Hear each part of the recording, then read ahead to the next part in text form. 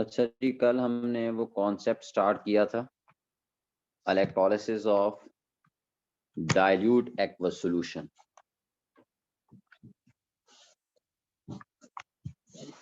के साथ साथ जरा डेफिनेशन भी हो जाए। इलेक्ट्रोलिसिस का मतलब क्या है? किसी को पता है मीनिंग इलेक्ट्रोलिसिस की? लाइसिस मीन ब्रेक डाउन होता है और electro means electricity.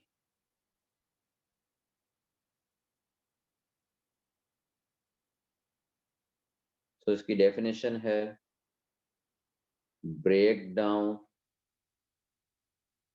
Of an electrolyte.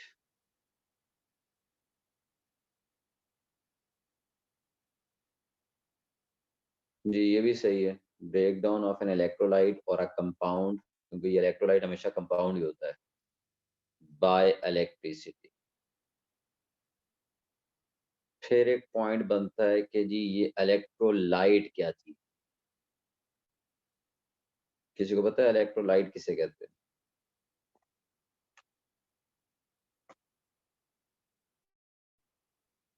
Substances जो ब्रेक डाउन करता है, कंडक्ट आयंस इलेक्ट्रिसिटी। करते हैं कंटेन। इन पे आयंस होते हैं। हाँ, ऐसा सब्सटेंस जो इलेक्ट्रिसिटी कंडक्ट करे due to freely moving ion. Substances conduct electricity due to freely moving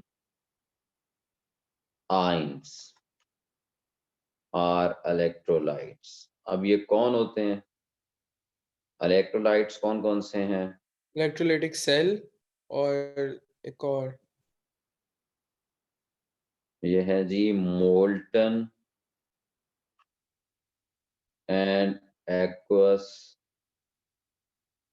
ionic compounds. उसके साथ साथ आप सबको पता है एक्वस सॉल्यूशन ऑफ एसिड। हमारी बैटरी में सल्फ्यूरिक एसिड का solution as a electrolyte act कर रहा होता है, और एक्वस सॉल्यूशन ऑफ एल्कलीज, ये भी इलेक्ट्रोलाइट है। Means aqueous H2SO4, aqueous NaOH और aqueous NaOH, ये सब इलेक्ट्रोलाइट्स हैं क्योंकि इनके aqueous सॉल्यूशन में they conduct electricity due to freely moving ions. और जो मेटल्स हैं उन्हें हम कंडक्टर कहते हैं। Metals conduct electricity due to free moving electrons. जो इलेक्ट्रॉन्स की मूवमेंट की वजह से, जो फ्रीली मूविंग इलेक्ट्रॉन्स की वजह से इलेक्ट्रिसिटी कंडक्ट करेगा, दैट इज कॉल्ड कंडक्टर। और जो फ्रीली मूविंग आयंस की वजह से इलेक्ट्रिसिटी कंडक्ट करेगा, that will be called electrolyte.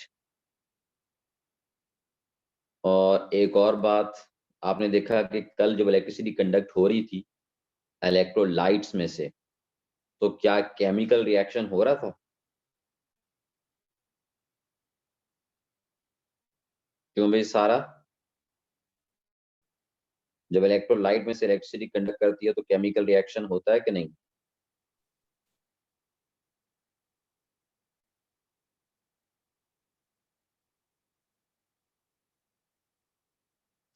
फिर मैं बताऊं, जी हाँ, बताओ भाई।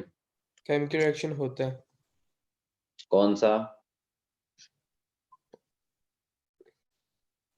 क्या इलेक्ट्रोलिसिस से? हम्म। तो हमें नाम भी बताने केमिकल रिएक्शन का? हाँ जी, कल बता दो था। अच्छा, रीडॉक्स रिएक्शन। जी।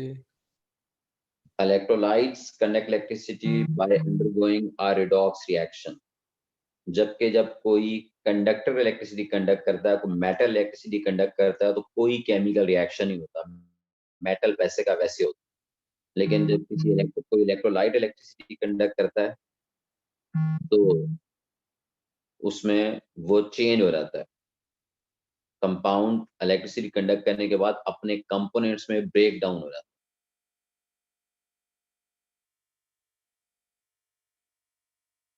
तो किसी मेटल में से इलेक्ट्रिसिटी का कंडक्ट होना एक केमिकल रिएक्शन नहीं है। जस्ट अ फिजिकल चेंज है। और किसी इलेक्ट्रोलाइट में से इलेक्ट्रिसिटी का पास होना एक केमिकल प्रोसेस है, एक केमिकल रिएक्शन, फिजिकल चेंज नहीं है बट अ केमिकल चेंज, और केमिकल चेंज का मतलब chemical reaction.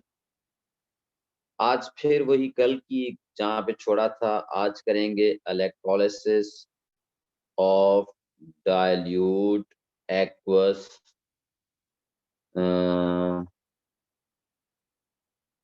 Potassium nitrate. NaCl का हमने कर लिया था। जी भाई, अब आप पोटेशियम नाइट्रेट का एक्वस सॉल्यूशन बनाने के लिए इब्राहिम, हम इसमें इसे किस में डालेंगे बेटा?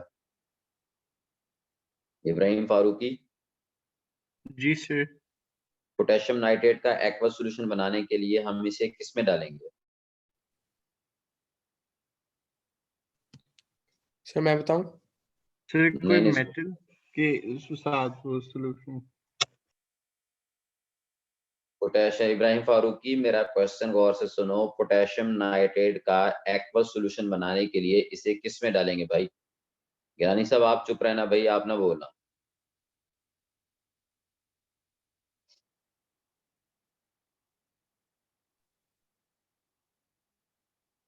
सर नहीं पता। महानूर आप बताओ बेटा।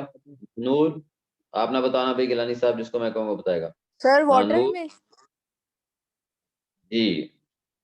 यार इब्राहिम तुम तो ख्याल से नहीं बैठे होते, इतना सादा सा जवाब भी तुम्हें नहीं आ रहा कि पोटेशियम नाइट्रेट का एक्वस सॉल्यूशन बनाने के लिए इसे किस में डालेंगे?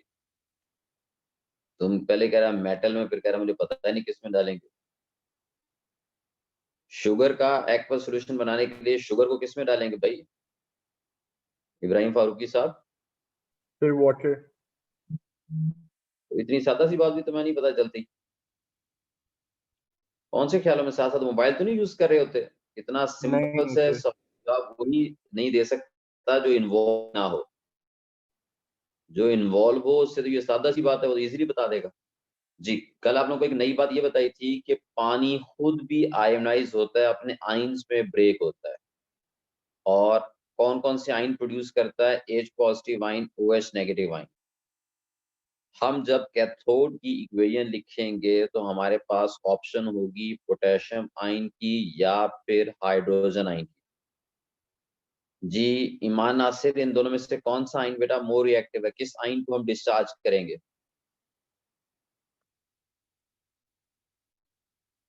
सर हाइड्रोजन को यूज करेंगे और पोटेशियम को यूज डिस्चार्ज। कहते हैं, इसको कहते हैं डिस्चार्ज करना, अच्छा डिस्चार्ज। डिस्चार्ज। और आप ये कह रही थी हाइड्रोजन को यूज करेंगे और पोटेशियम आयन को क्या करेंगे? मुझे लगा डिस्चार्ज का मतलब है उसको साइड पे कर देंगे, तो नहीं, उसको बीच में से हाइड्रोजन जो को आयन करेंगे डिस्चार्ज। रिएक्ट करेगा, जो आयन रिएक्ट करेगा उससे कहेंगे कि वो डिस्चार्ज हो गया। तो hydrogen ion is more reactive क्योंकि ये रिएक्टिविटी सीरीज में नीचे है। तो हाइड्रोजन आयन कैथोड पे जाएगा, कैथोड से इलेक्ट्रॉन गेन करके ये बन जाएगा H2। इक्वेशन को हम ऐसे बैलेंस कर लें। और आप बताओ भाई रामीन, नाइट्रेट और हाइड्रोक्साइड आयन में से, बल्कि हाजिक आप बताओ, नाइट्रेट और हाइड्रोक्साइड आयन में से कौन सा आयन मोर रिएक्टिव है? हाजिक।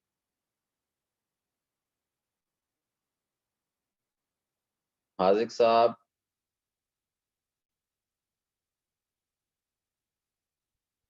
चलो सारे आप बताओ भाई, नाइट्रेट और हाइड्रोक्साइड आयन में से कौन सा मोर रिएक्टिव है? सारिम। सर मैं बताऊं? मैं बता दूं।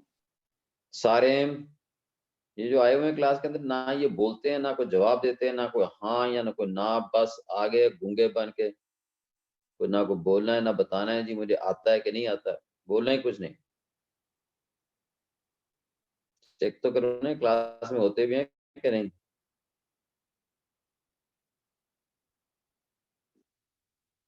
हाँ ये सारिम नहीं है, हाजिक है लेकिन वो बोल ही नहीं रहा। हाँ भी चलो जी तुम सर, बता दो। सर आपको आवाज आ रही है? हाँ यार अब आई आवाज जाके इतनी देर बाद। सर मैं तो बोल रहा। हाँ जी, नाइट्रेट आयन और हाइड्रोक्साइड आयन में से कौन सा आयन डिस्चार्ज होगा? हाजिक साहब कौन सा आयन मोर रिएक्टिव है? सर ऑक्साइड आइन। ऑक्साइड आइन नहीं, हाइड्रो ऑक्साइड आइन। सर हाइड्रोक्साइड है। हाँ, उसकी इक्वेशन लिखवाओ, कैसे लिखेंगे उसकी इक्वेशन, कैसे डिस्चार्ज होगा वो? Sir OH minus. OH-1, हाँ ठीक है। ठीक है सर, रिवर्सिबल रिएक्शन है सर या नहीं? नहीं, तुम्हें नहीं आती इक्वेशन। हाँ गिरानी, आप लिखवाओ इसकी इक्वेशन क्या होगी। सर OH माइनस को बन जाएगा OH प्लस 1E माइनस। गलत। सर मैं बताऊं? हाँ आप बताओ बताओ। सर 4 OH, फिर वो एरो लगेगा O2 प्लस 2H2O, O2 और फिर प्लस 2 H2O प्लस 4 सॉरी तो इलेक्ट्रॉन। ये 4 तो याद इलेक्ट्रॉन। करनी पड़ेगी सर, आपने कहा था। अच्छा। फिर क्यों नहीं याद की? या तुम्हें ओ, याद भी नहीं होती, फिर तुम मैं बताऊं क्या वजह है, तुम्हें क्या मसला है तुम्हें? नहीं मुझे नहीं पता था, मैंने इसका तो नहीं कहा था सर वैसे, लेकिन ठीक है। अच्छा चलो, फिर जिसका मैंने पूछता हूँ वो बताया करो ना, तुम आसान सा चीजें, ये मैं बताऊं ये बताऊं। चलो जी, ये हो गई इक्वेशन। इसकी अगर ओवरऑल इक्वेशन बनानी हो तो क्या करेंगे? गिलानी साहब किसको किससे मल्टीप्लाई करेंगे अगर इन दोनों इक्वेशंस की ओवरऑल इक्वेशन बनानी हो तो? सर पहले उसका भी फाइंड करेंगे ना हम।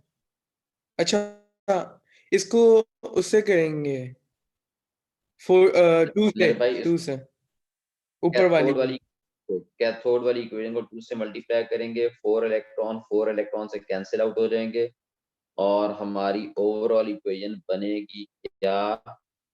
4H positive plus 4OH negative, that gives us 2H2 plus O2 plus 2H2O। ये होगी भाई ओवरऑल इक्वेशन। हम करने लगे हैं इलेक्ट्रोलिसिस ऑफ। सर आप एनोड वाली इक्वेशन एक दफा एक्सप्लेन कर सकते हैं?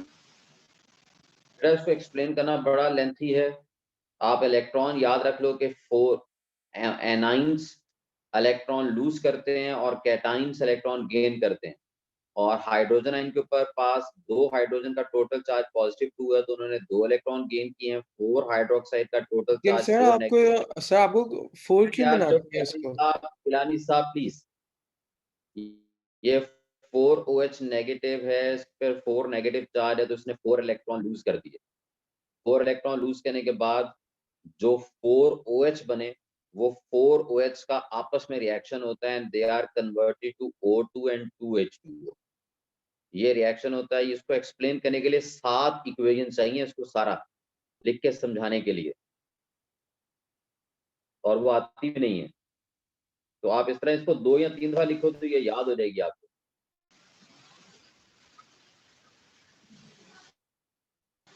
जी, electrolysis of silver nitrate, dilute aqueous silver nitrate. जी इब्राहिम फारूकी, सिल्वर नाइट्रेट का एक्वस सॉल्यूशन बनाने के लिए हम इसे किस में डालेंगे भाई? वाटर। चलो ठीक है, ये सिल्वर नाइट्रेट को पानी में डालेंगे तो ये पानी में जाकर क्या प्रोड्यूस करेगा? इब्राहिम फारूकी आप ही बताओ। सर नाइट्रेट Ag और NO3 करेगा। नाइट्रेट पे -1 चार्ज और Ag का सिल्वर पे +1। डेफिनेटली चार्ज होगा, और पानी भी स्लाइटली आयोनाइज होता है, और आयोनाइज होकर H पॉजिटिव आयन और OH नेगेटिव आयन प्रोड्यूस करेगा।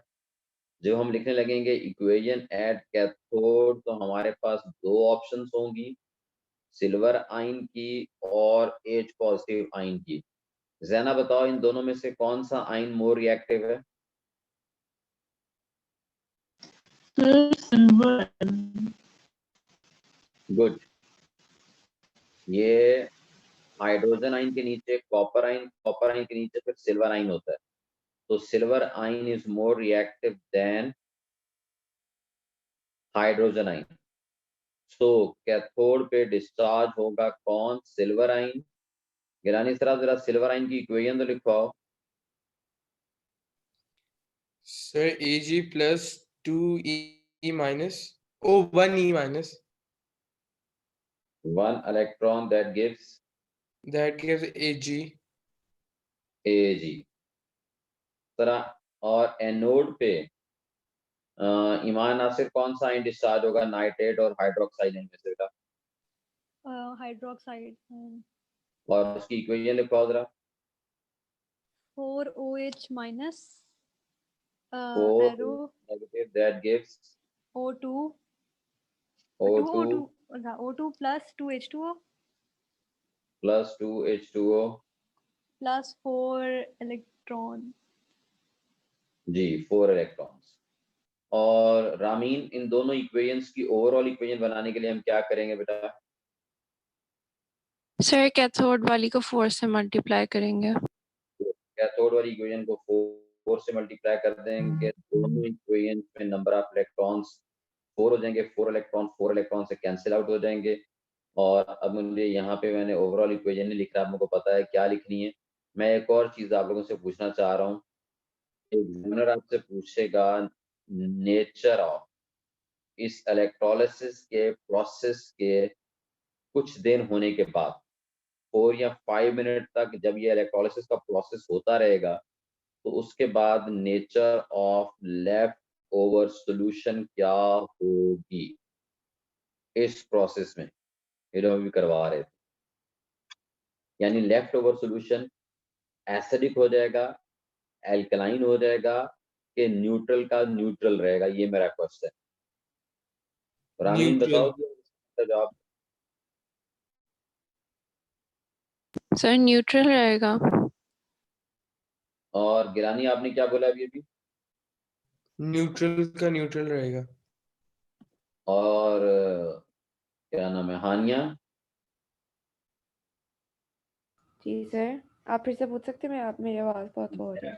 सॉल्यूशन की नेचर क्या हो जाएगी after few minutes of electrolysis, acidic, alkaline और it will remain neutral?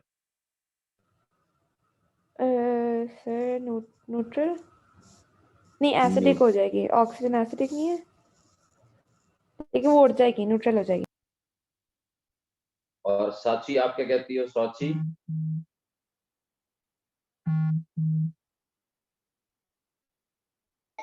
Sir acidic हो जाएगी।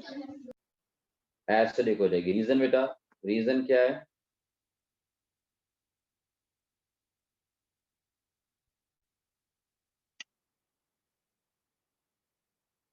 जैना आपको आता है रीजन बेटा का जवाब?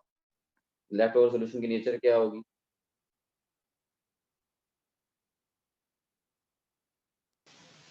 सर मुझे नहीं समझ आ रही क्या होएगी। अब आप लोग समझो ये पॉइंट पे ये पास का क्वेश्चन है। देखिए जी ये सॉल्यूशन सर मैं इलेक्ट्रोलिसिस गैस करूं तो अल्कलाइन होएगी, लेकिन नहीं इसका नहीं बात तो नहीं। देखिए जी आपने सिल्वर नाइट्रेट को पानी में डाला और पानी एक न्यूट्रल सॉल्यूशन है और पानी के न्यूट्रल होने का रीजन क्या है? पानी में H पॉजिटिव आयन और OH नेगेटिव आयन दोनों होते हैं और दोनों का नंबर भी इक्वल होता है। जितने पानी में H पॉजिटिव आयन होते हैं उतने ही OH नेगेटिव आयन होते हैं। जब आप पानी में कोई एसिड डालते हैं तो पानी का H पॉजिटिव आयन का नंबर बढ़ जाता है, यानी H positive ion OH ion से ज्यादा हो जाती है। ये अगले पेज पे आपको समझाता हूँ। जब आप पानी में एसिड डालते हैं, एसिड डालने पर H positive ion become more than OH negative ion, तो pH क्या हो जाती है? pH हो जाती है लेस देन 7 और सॉल्यूशन हो जाता है एसिडिक।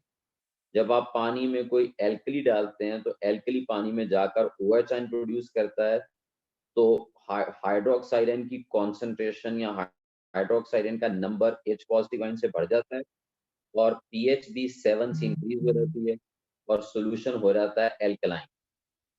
अच्छा आप मुझे बताएं अगर एक सॉल्यूशन में H पॉजिटिव आयन और OH नेगेटिव आयन इक्वल है, 100 H positive ion, 100 OH negative ion, during the process solution में से after 5 minutes 5 मिनट के बाद solution में से 50 हाइड्रोक्साइड आयन रिमूव हो गए, तो पीछे कितने रह गए? 50।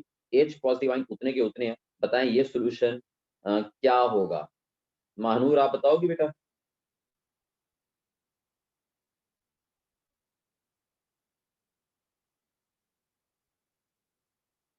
महानूर, ईमान आप बताओगी? Sir acidic. Good. Reason? Sir क्योंकि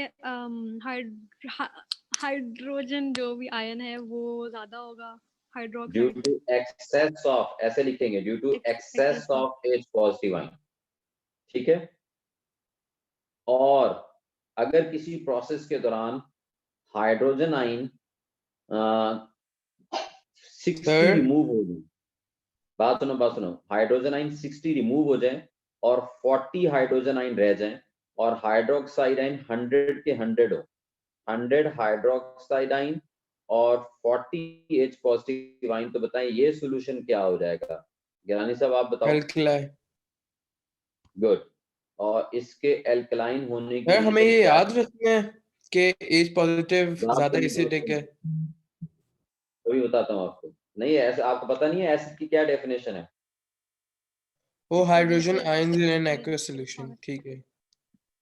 हाँ जी। तो मेरे भाई ये जो अभी भी मैं सिचुएशन आपसे पूछ रहा था, ये सिल्वर नाइट्रेट के इलेक्ट्रोलिसिस के प्रोसेस के दौरान आप मुझे बताएं सॉल्यूशन में से हाइड्रोक्साइड आयन डिस्चार्ज हो रहे हैं, ये सॉल्यूशन में से निकल रहे हैं कि नहीं? निकल रहे हैं। तो हाइड्रोक्साइड आयन के सॉल्यूशन में से हाँ। निकलने से क्या H पॉजिटिव आयन एक्सेस हो जाएंगे? जी हो जाएंगे। क्यों भाई इब्राहिम फारूकी? जी सर हो जाएंगे। जब H पॉजिटिव आयन एक्सेस हो जाएंगे तो सॉल्यूशन क्या हो जाएगा इब्राहिम फारूकी? एसिडिक। गुड। तो लेफ्ट ओवर सॉल्यूशन एसिडिक होगा और उसका रीजन क्या है? Due to excess of H positive ion which is, ये भी लिखना पड़ता है 2 मार्क्स के लिए, which is due to the discharge of. चलें इसको अगले पेज पे ले जाते हैं। सर लेकिन जो H पॉजिटिव आयंस है वो तो H2 इसके साथ ऑक्सीजन के साथ हुए हैं, वो सेपरेट तो नहीं है, तो फिर क्यों एसिडिक है? Which is due to the discharge of, मैं आप कहानियां सुनता हूँ बाद में, discharge of OH negative ion at anode. हाँ हानिया दोबारा बोलो, क्या कह रही हो? सर वो जो पीछे वाली इक्वेशन थी उसके अंदर जो H पॉजिटिव है वो H पॉजिटिव अकेले तो नहीं, वो तो ऑक्सीजन के साथ है H2O में, तो फिर क्यों एसिडिक है?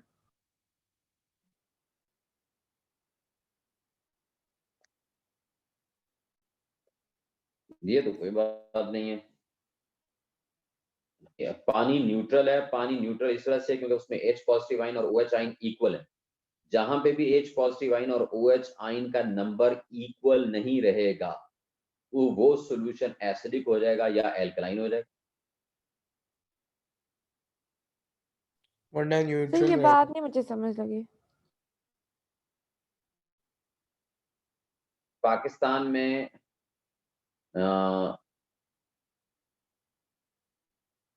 जितने मर्द हैं उतनी औरतें हैं, तकरीबन बराबर हैं। अगर किसी जंग में कोई 10% मेल की डेथ हो जाए तो हमारा नंबर किसका ज्यादा हो जाएगा? सर औरतों का। तो वो जो न्यूट्रलिटी है, अभी इस टाइम तो न्यूट्रल इक्वल है ना, नंबर मेल और फीमेल इक्वल, पॉजिटिव और नेगेटिव इक्वल है, तो फिर वो इक्वलिटी मेंटेन रहेगी। सर मुझे ये बात समझ लगी है, मुझे ये समझ नहीं लगी कि इस स्पेसिफिक इक्वेशन के अंदर हमारे वो OH आयन हाइड्रोजन आयंस कैसे ज्यादा हैं, OH कैसे कम है? हाइड्रोक्साइड आयन जा नहीं रहे सॉल्यूशन में से, ये एनोड की इक्वेशन में कि कौन सा आयन डिस्चार्ज हो रहा है एनोड पे? सर OH हो रहा है। OH आयन का डिस्चार्ज हो जाना हाइड्रोजन आयन को एक्सेस नहीं करेगा। सर लेकिन वो तो H2O बना रहा है, H कौन H2 पॉजिटिव बना? आयंस तो नहीं डिस्चार्ज, सेपरेट तो नहीं हो रहे OH जो है। ये वाले ये OH नेगेटिव आयन और H पॉजिटिव आयन पहले इक्वल हैं, बिफोर इलेक्ट्रोलिसिस इन दोनों का नंबर इक्वल है और ड्यूरिंग इलेक्ट्रोलिसिस OH आयन कम होते जा रहे हैं, ये वाले आयन कम होते जा रहे हैं। इनके अच्छा कम अच्छा होने सर समझ लगे सर। मैं सिर्फ नीचे वाली क्वेश्चन देख रही थी जो ये OH की तो डिस्चार्ज की। ये बात मैंने आगे जाके समझाई, इस पेज पे मैंने ये बातें समझाई हैं। अच्छा कि ये एसिडिक कब होता है, एल्कलाइन कब होता है। अगर पानी में H पॉजिटिव आयन, अगर किसी सॉल्यूशन में H पॉजिटिव आयन और OH आयन इक्वल हो तो वो सॉल्यूशन न्यूट्रल होता है। ठीक है, सर वो कैसे पता चलेगा वैसे? जी सर ठीक है। वो भी पता चल जाएगा। ये देखो, ये जो हमने ये पिछला वाला प्रोसेस किया था पोटेशियम नाइट्रेट वाला, इसमें मुझे बताएं कैथोड पे कौन सा आयन डिस्चार्ज हो रहा है? हाइड्रोजन ईमान बताओ आप। H पॉजिटिव और एनोड पे कौन सा आयन डिस्चार्ज हो रहा है? हाइड्रोक्साइड। और ओवरऑल इक्वेशन देखो, बताओ कितने हाइड्रोजन आयन डिस्चार्ज हो रहे हैं और कितने हाइड्रोक्साइड आयन डिस्चार्ज हो रहे हैं? 4 ही हो रहे हैं तो फिर वो इक्वल हो जाएगा। 4 तो लेफ्ट ओवर सॉल्यूशन इस केस में क्या होगा? न्यूट्रल का न्यूट्रल रहेगा। जी हाँ, अगर हाइड्रोजन आयन और हाइड्रोक्साइड आयन दोनों डिस्चार्ज हो रहे होंगे तो सॉल्यूशन न्यूट्रल होगा। अगर दोनों में से कोई भी डिस्चार्ज नहीं हो रहा फिर भी सॉल्यूशन न्यूट्रल होगा। लेकिन अगर उन दोनों में से एक आयन डिस्चार्ज हो रहा है और एक नहीं हो रहा तो फिर सॉल्यूशन या एसिडिक हो जाएगा या एल्कलाइन। जी ईमान, समझ आ गई बात एनोड की? पे हमेशा एक ही इक्वेशन बनती है। जी हाँ, एनोड पे ये डाइल्यूट के केस में एक ही इक्वेशन बनती है, कॉन्सेंट्रेटेड में डिफरेंट हो जाएगी। अब हम स्टार्ट करने लगे हैं कॉन्सेंट्रेटेड वाला कॉन्सेप्ट। सर 1 मिनट रह गया, वो क्लास एंड करके या तो कर लें वरना मिडिल में रह चलो एंड कर देते हैं, एंड कर देते हैं।